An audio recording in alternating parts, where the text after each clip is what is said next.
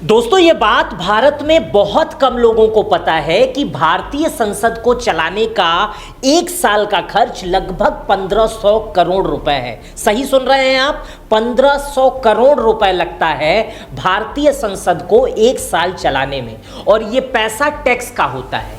हम और आप टैक्स देते हैं तो भारतीय संसद चलती है। सही सुन रहे हैं आप, हमारे आपके पैसे से ये भारतीय संसद चलती है।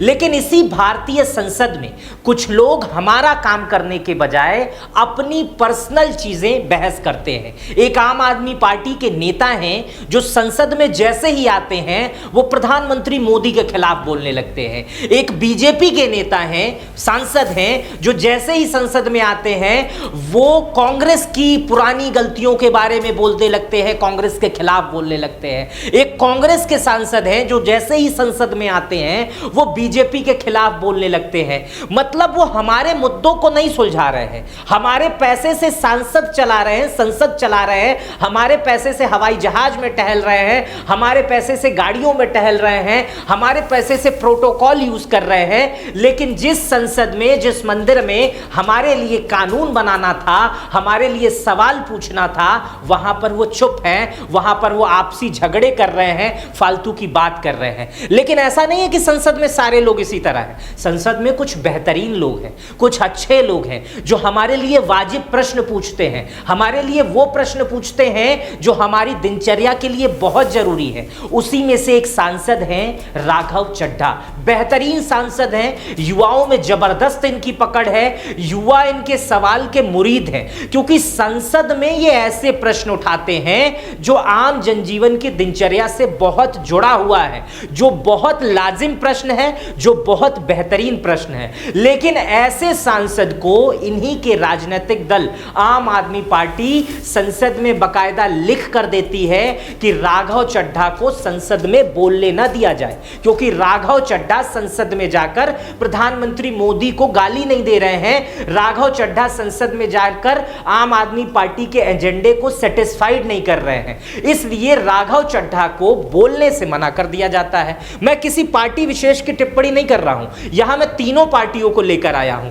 लेकिन समझने वाली बात यह है कि जो आदमी जेन्युइन सवाल उठाता है संसद में, उसे आखिर बोलने से रोका क्यों जाता है। कुछ राघव चड्ढा के सवाल हैं जो आपके दिल को भी छू जाएंगे। इनके सवाल मैं आपको बताऊंगा, बाद में इनकी बायोग्राफी बताऊंगा, इनकी कंट्रोवर्सी बताऊंगा, इनके पिता के बारे में बताऊंगा, इनके परिवार के बारे में बताऊंगा। बहुत शानदार वीडियो है ये, इसलिए आपके लिए जरूरी है कि एक ऐसा सांसद है जो हमारे लिए संसद में सवाल उठा रहा है, हमारे लिए कानून बनाने का प्रयास करने के लिए संसद में लगातार लगा हुआ है। लेकिन एक राजनीतिक दल जो ये कहता है कि हम देशभक्त हैं, वो इसे बोलने से मना कर रहा है। इस वीडियो को देखिए और समझने की कोशिश करिए। राघव चड्ढा संसद में सवाल उठाते हैं कि ब्लिंकिट का जो ऑर्डर है वो 10 मिनट में जब जाता है तो जो डिलीवरी बॉय रहता है, मजदूर रहता है, वो काम करता है और वो 10 मिनट में इस चक्कर में उठा लेता है कि उसे 2 रुपया अधिक मिलेगा, और इसी 2 रुपए के लिए बहुत एक्सीडेंट हो जाते हैं। लाल बत्ती पे खड़ा एक डिलीवरी बॉय यही सोचता रहता है कि लेट हुआ तो रेटिंग गिर जाएगी, इंसेंटिव कट जाएगा, ऐप लॉग आउट कर देगी, आईडी ब्लॉक कर देगी। इसीलिए 10 मिनट की डिलीवरी के लिए वो ओवर स्पीडिंग करता है, लाल बत्ती जंप करता है और अपनी जान को जोखिम में डालता है। सोचिए कितनी छोटी बात है। हम ब्लिंकिट से ऑर्डर करते हैं, जोमेटो से ऑर्डर करते हैं, जोमेटो से ऑर्डर करते हैं, ओला उबर को मंगवाते हैं। हम चाहते हैं कि जैसे हम गेट से बाहर निकले वो प्रकट हो जाए, लेकिन उसके पीछे की सच्चाई नहीं देखते हैं कि उसके घर की स्थिति क्या होगी, वो आदमी कैसे वो काम कर रहा है, 15 घंटा मेहनत कर रहा है, 800 रुपए कमा रहा है। ये सब चीजें हम नहीं सोचते हैं। लेकिन राघव चड्ढा ने बाकायदा संसद में ये बात कही, उसके बाद नियम बना, बहुत सारी कंपनियों ने अपने 10 मिनट रूल को बदला। सोचिए कितनी गंभीर बात थी।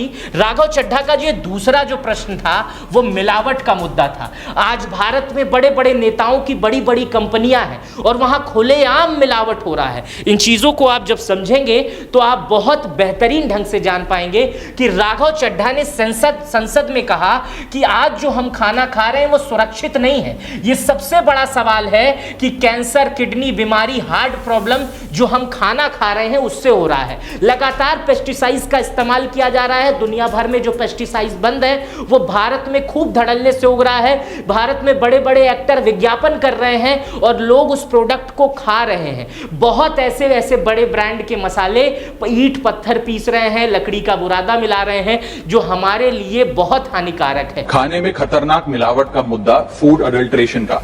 सर, बाजार में प्योरिटी का लेबल लगाकर, फर्जी लेबल लगाकर खुलेआम जहर बेचा जा रहा है। राघव चड्ढा ने कहा कि संसद में यह नियम बने कि इस मामले पर कड़ी कार्रवाई बने, अगर ऐसा कोई करता है तो उसे कड़ी सजा दी जाए, जांच और स्वास्थ्य व्यवस्था मजबूत हो जाए। लोगों को जागरूकता करने के लिए इस पे संसद के बाहर ऐसा नियम बनाया जाए कि मुहिम चले। इस नियम से एफएसएसआई जो है उसको, कानून को मजबूत किया जाए। आप देखते होंगे कि जैसे होली दिवाली आती है, खोआ में मिलावट शुरू हो जाती है। अब वो मिलावटी खोआ हम खाएंगे तो हमारे ही समाज में वो बीमारियां फैलेंगी, फिर वही हॉस्पिटल, वही एक चक्कर। क्या स्ट्रक्चर है। लेकिन ये आदमी संसद में इस पे बात करता है और सांसद का यही काम होना चाहिए कि जो मामले ग्लोबल हैं, जिससे आम जनता का रिलेटेड है, वो संसद में जाए और उस मामले पे बहस करे और उस मामले से संसद में नियम बनवाए, ताकि उपभोक्ता को और जनता को राहत मिले। तभी तो ये हमारे पैसे का सही उपयोग करेंगे, तभी ये माने जाएंगे ना, ये जनप्रतिनिधि हैं, हमारे आदमी हैं। और इसी तरह एक और मुद्दा है मेडिकल इंश्योरेंस का। आप में से और हम में से बहुत सारे लोगों ने इंश्योरेंस लिया होगा, लेकिन आप देखते हैं कि इंश्योरेंस में क्या होता है, इंश्योरेंस में भी जीएसटी लगाई जाती है, इंश्योरेंस में भी टैक्स लगाया जाता है। राघव चड्ढा ने मुद्दा उठाया कि भैया इंश्योरेंस में कैसा टैक्स दे रहे हो। एक आदमी जीवन भर अच्छा रहना चाहता है, स्वस्थ रहना चाहता है, इसलिए वो इंश्योरेंस खरीदता है, आप उसमें भी टैक्स दे रहे हो। अब इंश्योरेंस में टैक्स नहीं लगता है। सोचिए कितना बेहतरीन व्यक्ति है कि इसने मुद्दा उठाया ऐसे सांसद ने, और उसके बाद से ये सारी चीजें कम हो गई। उसके बाद से उन्होंने कहा कि एक नेशन एक जैसा इलाज। इन्होंने ये भी कहा कि अगर कोई व्यक्ति अपने पूरे बॉडी की जांच कराना चाहता है तो उसकी ऐसे नियम बनने चाहिए कि सरकार ऐसी व्यवस्था बन जाए कि सबको पता चल जाए, सब अपनी फुल बॉडी चेकअप करा पाए, और ये सरकार का ध्यान रखना चाहिए। इन्होंने कहा कि दुनिया भर के लोग, दुनिया भर के ऐसे देश हैं जो 10% 20% अपने जीडीपी का अपनी स्वास्थ्य व्यवस्थाओं पे खर्च करते हैं, लेकिन भारत में एक बहुत कम हिस्सा खर्च किया जाता है।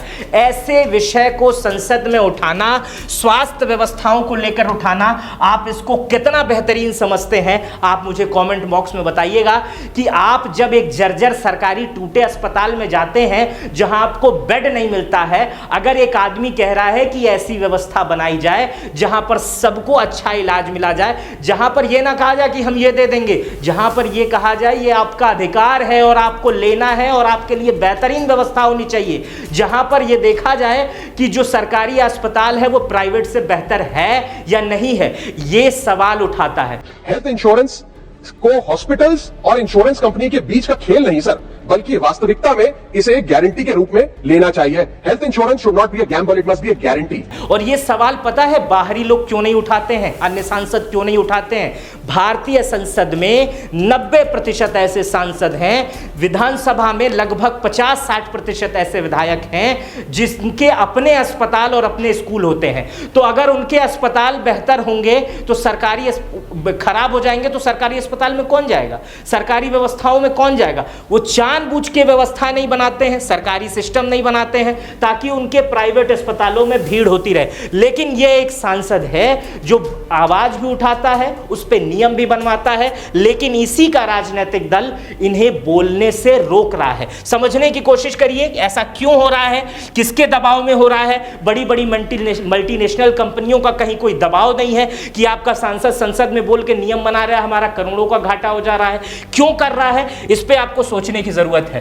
टोल टैक्स की समस्या, हर आदमी जब गाड़ी से चलता है ना तो उसे टोल टैक्स देने रहता है, लेकिन राघव चड्ढा संसद में कहते हैं कि जब हम गाड़ी खरीदते हैं तो जीएसटी चुकाते हैं, जिस पैसे से खरीदते हैं वो भी टैक्स का पैसा रहता है। जैसे मैं पहले से ही टैक्स पे करता हूं, उसके बाद गाड़ी खरीद रहा हूं तो जीएसटी दे रहा हूं, उसके अलावा रोड टैक्स दे रहा हूं, इसके अलावा इंफ्रास्ट्रक्चर टैक्स दे रहा हूं, इसके अलावा ईंधन पर एक्साइज ड्यूटी दे रहा हूं, इसके अलावा स्पेशल एक्साइज एक्साइज ड्यूटी दे रहा हूं, फिर वैट दे रहा हूं, फिर रोड डेवलपमेंट टैक्स दे रहा हूं, फिर इंफ्रास्ट्रक्चर सेस लगाया जाता है। इन सब के बाद भी अगर हाईवे पे लंबा सा जाम लगा रहे, टोल लगा रहे और टोल टैक्स देना रहे तो आदमी को कितना बुरा लगेगा। आधा जीवन तो हमारा टैक्स में ही चला जा रहा है, टैक्स दें तो अपने लिए क्या सोचेंगे। यही राघव चड्ढा ये प्रश्न उठा रहे हैं कि कम से कम जिस गाड़ियां जो 5 मिनट से ज्यादा 3 मिनट से ज्यादा खड़ी रहती हैं उनको फ्री कर दिया जाए। अगर आदमी अच्छी सड़क चाह रहा है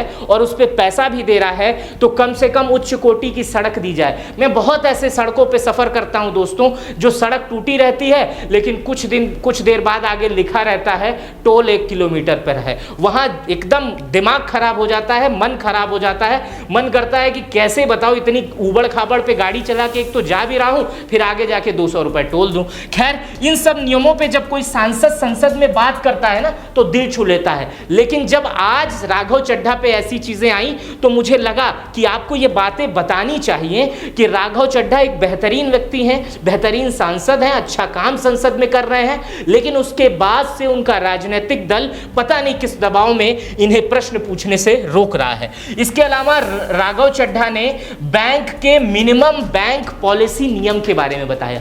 बैंक का मिनिमम बैंक पॉलिसी नियम पता है क्या है? आपके खाते में अगर मिनिमम बैलेंस नहीं रहेगा तो बैंक उस पर पेनाल्टी मारेगा। और पता है एक साल में बैंक उस पर कितना कमा लेता है? 19,000 करोड़ रुपए। संसद में यह बात बताई गई है। मिनिमम बैलेंस नहीं है तो आप पे पेनाल्टी मारकर बैंक 19,000 करोड़ रुपए कमाता है, पेनाल्टी मारकर। कुल मिलाकर बैंकों ने 19,000 करोड़ रुपए, आपने ठीक सुना सर, 19,000 करोड़ रुपए minimum account balance penalty bank account holder से वसूली है। राघव चड्ढा कहते हैं ये मिनिमम बैलेंस वाले कॉन्सेप्ट को हटाया जाए ताकि लोगों को राहत मिले। उन्होंने कहना है कि ये चार्ज मुख्य रूप से गरीब पेंशन भोगियों, दिहाड़ी मजदूरों के खाते से काटा जाता है जो पहले से ही आर्थिक तंगी में है। राघव चड्ढा ने सरकार को बैंकों द्वारा नियमित बैलेंस के नाम पर वसूली जा रही इस पेनाल्टी को पूरी तरह से माफ करने और समाप्त करने पर जोर दिया है। न जाने मैंने भी कितनी बार इस मिनिमम पॉलिसी की वजह से मैं भी शिकार हुआ हूं। अरे भाई बड़े बड़े बैंक हैं, वो कहते हैं 10,000 मेंटेन करके रखिए, 15,000 मेंटेन करके रहिए, कुछ लोग कहते हैं 25,000 मेंटेन करके रहिए, कुछ बैंक कहते हैं 1,000 मेंटेन करके रहिए। और अगर उतना आप मेंटेन नहीं किए ना तो वो काटते जाते हैं। कहता है कि कम से कम 5,000 रुपए का मिनिमम अकाउंट बैलेंस होना चाहिए। उस बेचारे गरीब को तो पता नहीं। जब वो 6 महीने बाद अपने ये 4,000 रुपए भी बैंक से लेने जाता है तो पता लगता है कि 100 रुपए प्रति महीना के हिसाब से पिछले 6 महीने में बैंक ने 600 रुपए काट लिया। अब सोचिए पैसा बैंक में रख रहे हैं तो मिनिमम बैलेंस, पहले तो ऐसा नहीं था, लेकिन आखिर 19,000 करोड़ रुपए कमा रहे हैं तो हम ही से आपसे पेनाल्टी लेके ही तो कमा रहे हैं। लेकिन ये 19,000 रुपए करोड़ कमाया क्यों? अब ये अगर 19,000 करोड़ कमा जो रहा है, अगर उसके खिलाफ नियम बनता है तो जरूर वो पॉलिटिकल लोगों से कहेगा कि ऐसे आदमी को संसद में बोलने दो, इसको कहो जाए झगड़ा करे, इसको बोलने की जरूरत क्या है? इससे हमारा 19,000 करोड़ का घाटा हो सकता है। आगे चलते हैं। मोबाइल डाटा वाला नियम अभी बहुत ज्यादा ये जेनजीस में प्रचलित हो गया है। ये नियम आप सुनेंगे तो हैरान हो जाएंगे। राघव चड्ढा ने संसद में कहा है कि अगर कोई व्यक्ति एक दिन में जो डाटा इस्तेमाल करता है उसका जो डाटा बचता है वो अगले दिन एडजस्ट हो जाना चाहिए। वो खत्म क्यों हो जाता है? जैसे आज आपको 1.5 GB मिला, आप 1.5 GB यूज नहीं कर पाए, आप 1 GB यूज किए। आपकी तबीयत खराब है, आप 1 GB नहीं यूज किया। आपकी 4 दिन तबीयत खराब रही, आपका 6 GB बच गया। तो आपका बचा हुआ डाटा आपके पास रहना चाहिए, वो रात में एक्सपायर क्यों हो जाता है? जब हम पैसा देते हैं पूरा 399 रुपए, 599 रुपए, 800 रुपए, हम जब डाटा खरीद लेते हैं कि हम 1.5 GB डाटा रोज खरीद रहे हैं, 1.5 GB डाटा के हिसाब से लगभग 45 GB डाटा जब हम खरीद चुके हैं तो वो एक्सपायर किस बात पे हो जाता है? हम जब खरीद लिए हैं तो आप एक्सपायर क्यों कर सकते हैं? और एक्सपायर की भी कोई पॉलिसी रहे तो उसको 1 साल तक ले जाइए, 1.5 साल तक ले जाइए, लंबा ले जाइए। और आखिर जिस चीज को हम खरीद ले रहे हैं उसे आप एक्सपायर क्यों कर रहे हैं? जितने डेटा का पैसा हमसे लिया जाता है उतना डेटा हमें यूज करने दिया जाए, वो एक्सपायर ना हो। ये हमारे मेहनत के पैसे से खरीदा गया डेटा है। ये सवाल जब संसद में पूछा गया तो मल्टीनेशनल कंपनियों में हलचल मच गई कि भैया जिस तरह से हम डाटा बचा बचा के लोगों का पैसा चूस रहे हैं, अगर ये नियम ला दिए तो बहुत नुकसान हो जाएगा।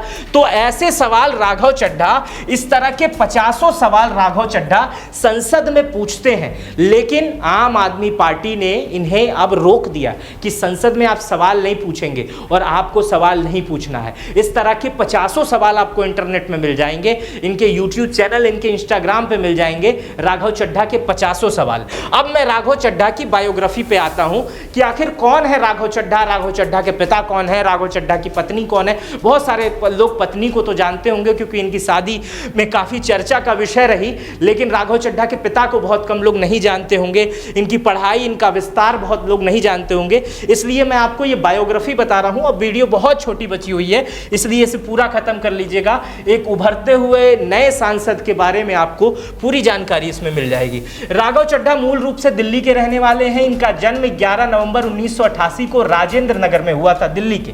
राघव चड्ढा के परिवार में उनके अलावा उनके माता पिता और छोटी बहन है। राघव चड्ढा के पिता सुनील चड्ढा एक सीए और बिजनेसमैन है। राघव चड्ढा के पिता जो है वो काफी अमीर आदमी है, बिजनेसमैन है। उनके पिता सीए भी हैं और राघव चड्ढा भी सीए हैं, चार्टेड अकाउंटेंट है। उनकी माँ हाउसवाइफ है, जबकि राघव चड्ढा की छोटी बहन सीए है। मतलब पूरा परिवार जो है वो चार्टेड अकाउंटेंट है। राघव चड्ढा ने अपनी शुरुआती पढ़ाई लिखाई जो है दिल्ली के चर्चित मॉडर्न स्कूल से की है। बहुत बड़ा और महंगा स्कूल है, अमीर थे इसलिए बड़े स्कूल में पढ़े। इसके बाद उन्होंने दिल्ली यूनिवर्सिटी के वेंकटेश्वर कॉलेज में दाखिला लिया। हालांकि कुछ सालों बाद ये कॉलेज उन्हें छोड़ना पड़ा। राघव चड्ढा ने एक इंटरव्यू में बताया कि जब ये कॉलेज में पढ़ रहे थे, उसके साथ सीए की तैयारी कर रहे थे, दोनों एक साथ नहीं कर पा रहे थे, इसलिए उन्होंने बाद में कॉरेस्पॉन्डेंट से ग्रेजुएशन किया। इसके बाद वो लंदन चले गए, वहां लंदन स्कूल ऑफ इकोनॉमिक्स से फाइनेंस और पोस्ट ग्रेजुएशन की पढ़ाई की। राघव चड्ढा स्कूल के दिनों से ही डिबेट का शौक रहा। स्कूल के बाद उनके दोस्त बताते हैं कि राघव हमेशा जो है वो डिबेट में बहुत आगे थे, नेताओं की तरह बोलना, भाषण देना इन्हें बहुत पसंद था। उनके दोस्त एक वाकया बताते हैं कि 17 साल के जब हम लोग थे तो एक मशहूर एंकर का कार्यक्रम इनके स्कूल में था, और जब राघव चड्ढा को स्टेज पे कुर्सी पे बैठाया गया तो राघव चड्ढा जब बोलना शुरू किए तो बहुत सारे लोग दांत से उंगली दबाने लगे कि ये इतना शानदार कैसे बोल रहा है। राघव चड्ढा की जो राजनीतिक शुरुआत हुई या एक्टिविज्म की शुरुआत कह लें, वो अन्ना आंदोलन से शुरू हुई। जब अन्ना आंदोलन शुरू हुआ तो हम जैसे, आप जैसे तमाम लोग अन्ना जी के साथ आए होंगे अपने अपने जिलों से। मैं तो दिल्ली भी गया था। उसी तरह राघव चड्ढा जो है अन्ना आंदोलन में साथ आए। लेकिन अन्ना आंदोलन जब चल रहा था तो अच्छे और पढ़े लिखों की जरूरत थी। राघव चड्ढा लंदन से पढ़ के आए थे, सीए थे, इसलिए वहां हाथों हाथ लिए गए, क्योंकि अन्ना आंदोलन में लोकपाल बिल की जरूरत थी, उसके ड्राफ्टिंग की जरूरत थी। अन्ना आंदोलन में लोकपाल बिल को ड्राफ्ट करने में पढ़े लिखों की जरूरत थी। ये एक सीए थे, इसलिए वो काम भरपूर तरीके से देख रहे थे। बिल को ड्राफ्ट करवाने में अरविंद केजरीवाल के साथ रहे, करीब होते गए, चूंकि पढ़े लिखे अधिक थे, धीरे धीरे अधिक करीब होते गए। इसके बाद राघव चड्ढा आम आदमी पार्टी ने इन्हें अपना प्रवक्ता बना दिया। जब ये प्रवक्ता बने तो इनकी उम्र बहुत कम थी, सबसे कम उम्र के प्रवक्ता थे। तब राघव जो है उसके बाद 2019 में राघव चड्ढा को दिल्ली, साउथ दिल्ली से चुनाव लड़ने के लिए कहा गया। साउथ दिल्ली सबसे अमीरों की जगह मानी जाती है। कई पिक्चर में आप साउथ दिल्ली बहुत सुने होंगे। वहां से लोकसभा चुनाव लड़े, लेकिन वहां से हार गए। लेकिन अगले ही साल वो विधानसभा लड़े।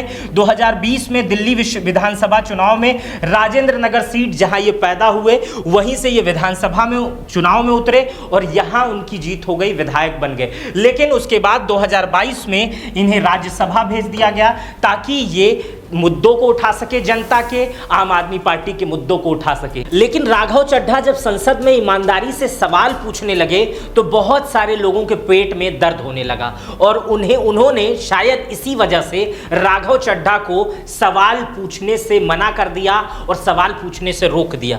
राघव चड्ढा से संबंधित एक और इंटरव्यू है जिसमें राघव चड्ढा कहते हैं, अक्सर ये चर्चा का विषय बना रहता है इसलिए मैं बता दूं, राघव चड्ढा कहते हैं कि मैं अमीर बाप का गरीब बेटा और अमीर बीवी का गरीब पति हूं। यह भी बहुत चर्चा का विषय रहता है। ये मेरे अंतिम लाइन का अंतिम पन्ना है, इसलिए आप इसको समझ लीजिए कि ये कहते क्यों हैं। राघव चड्ढा सांसद हैं, तो सांसद की तनख्वाह एक बहुत ज़्यादा नहीं होती है, बहुत ज़्यादा नहीं होती, लेकिन अच्छी होती है। लेकिन जिस हिसाब से राघव चड्ढा की लाइफ है वो एक बेहतरीन लाइफ है। लेकिन इनके पिता अमीर हैं, इनकी पत्नी अमीर है। इनकी पत्नी परिणीति चोपड़ा है। एक इंटरव्यू के दौरान, परिणीति चोपड़ा को तो आप जानते होंगे, एक्ट्रेस थी और अमीर भी हैं, ऐड वगैरह भी करती हैं, तो खूब पैसा कमाती होंगे। एक इंटरव्यू के दौरान उनसे सवाल पूछा गया कि आप इतनी ग्लैमरस शादी किए हैं और इसके पीछे आप तो ऐसे नेताओं की शादी जनरली होती नहीं है। तो राघव ने कहा शादी दो लोगों के बीच में होती है, जिसमें एक आम आदमी है तो दूसरा वो अपनी पत्नी की तरफ इशारा करते हुए कहते हैं कि लेकिन ये आम आदमी नहीं है, मेरे पिता जो हैं वो आम आदमी नहीं है। मेरी शादी जब हुई तो मेरे पिता ने और मेरी पत्नी ने भी बहुत सारे खर्च उठाए, तो बहुत सारी चीजें मुझ पर नहीं होनी चाहिए। क्योंकि राघव की शादी जब हुई तो अकाली दल ने इन पे बहुत आरोप लगाया कि राघव की शादी जो है वो भगवंत मान ने कराई थी। जबकि भगवंत मान के बारे में जब पूछा गया कि आपकी शादी क्या भगवंत मान जो पंजाब के मुख्यमंत्री है उनके पैसों से हुई, राघव चड्ढा कहते हैं कि भगवंत मान का जो एक साल की कमाई है वो 2.5 लाख रुपए, उनकी अपनी खुद की गाड़ी नहीं है, उनके पास कोई संपत्ति नहीं है, बहुत कुछ उनके पास है नहीं। और इसके अलावा राघव चड्ढा कहते हैं कि मेरा एक साल का रिटर्न जो है, जो टैक्स भरते हैं वो बहुत कम है, लेकिन मेरे पिता का रिटर्न बहुत मोटा है, वो बहुत ज्यादा टैक्स भरते हैं और मेरी पत्नी भी बहुत ज्यादा टैक्स भरती हैं। तो इसलिए बहुत जो बड़े खर्चे होते हैं, जो लग्जरियस खर्चे होते हैं, वो मेरे पत्नी और मेरे पिता संभाल लेते हैं। खैर, ये राघव चड्ढा के अपने निजी बयान हो सकते हैं, निजी चीजें हो सकती है, लेकिन चूंकि थंबनेल में ये मैंने लिखा था तो इसके बारे में मैंने सोचा आपको जानकारी दे दूं। फिलहाल ये राघव चड्ढा की बायोग्राफी थी। ये बायोग्राफी आपको कैसी लगी मुझे कमेंट बॉक्स में बताइएगा। राघव चड्ढा जो सवाल पूछते हैं संसद में वो आपको कैसे लगते हैं वो भी मुझे कमेंट बॉक्स में बताइएगा। अपना बेहद ख्याल रखिएगा। मेरा नाम मित्र प्रकाश है। चैनल पर नए हैं तो सब्सक्राइब कर बेल आइकन दबा दीजिएगा। अपना बेहद ख्याल रखिएगा। बहुत बहुत शुक्रिया।